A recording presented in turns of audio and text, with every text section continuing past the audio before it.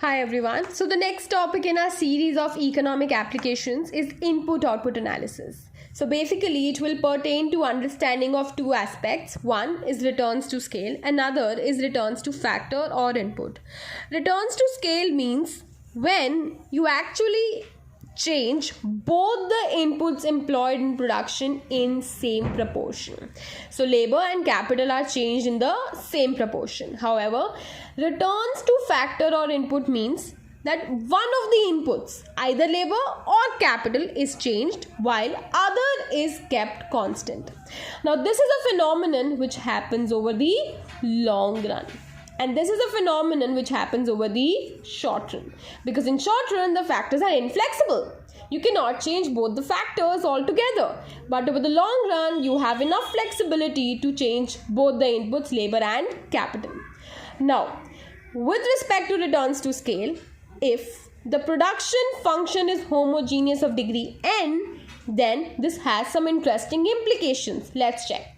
If n is equal to 1, that means when labor and capital are both changed by some proportion, say lambda, your output changes by lambda to the power 1. That means there are constant returns to scale. However, if your labor and capital are changed in some proportion lambda, your output changes by lambda to the power n, which is greater than 1.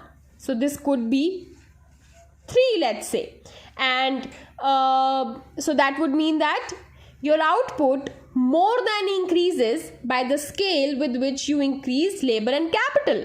That means increasing returns to scale. Likewise, if this particular n is less than 1, this means your output increases, your output actually decreases because of increase in labor and capital. That means there are decreasing returns to scale. This would mean that your output increases but by less than the amount of increase in labor and capital. So that is decreasing returns to scale. And this was about the scale phenomenon. Let's explore about the returns to factor of production, that is the short run. Del by del L of MPL means del square P upon del L square. That means this is indicative of the change in marginal product of labor with increase in labor.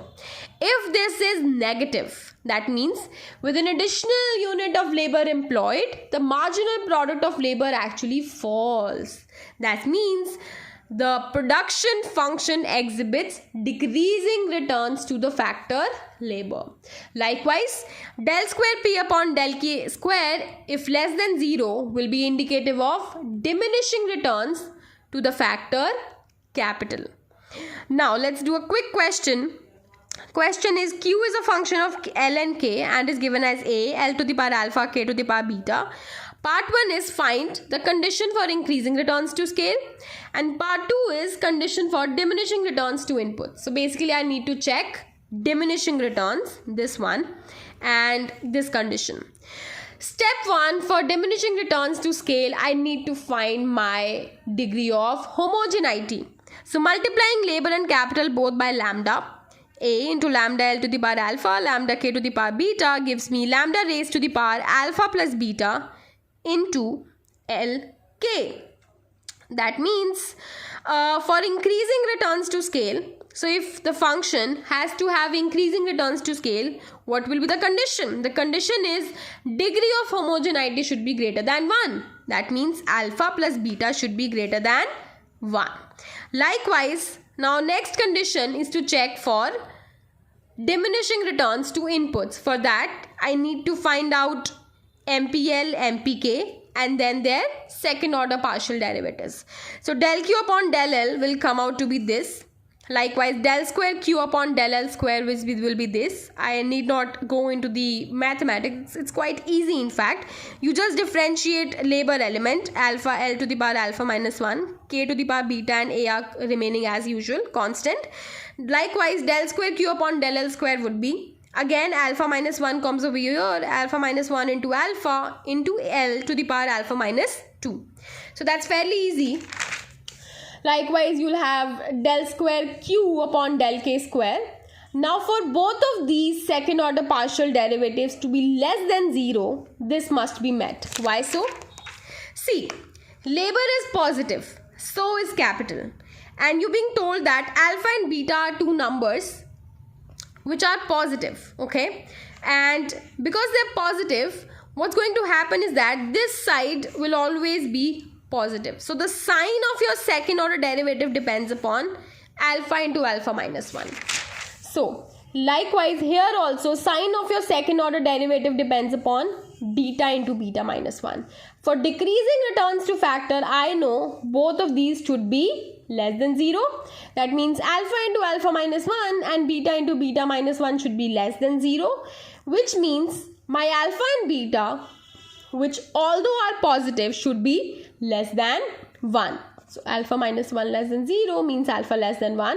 Likewise, beta minus 1 less than 0 means beta less than 1. So those were the conditions imposed for diminishing returns to the factor of production. So that was a good section on input-output analysis, where we got enlightened about some properties with respect to the long run and some properties with respect to the short run. In the constant return, what happens is that if you double your inputs, your output also doubles. And increasing returns means if you double your inputs, your output more than doubles. And decreasing returns means if you double your inputs, your output less than doubles. Likewise, returns to factor of production meant that with increasing use of one input, the marginal product of that input declines. Thank you for watching the video.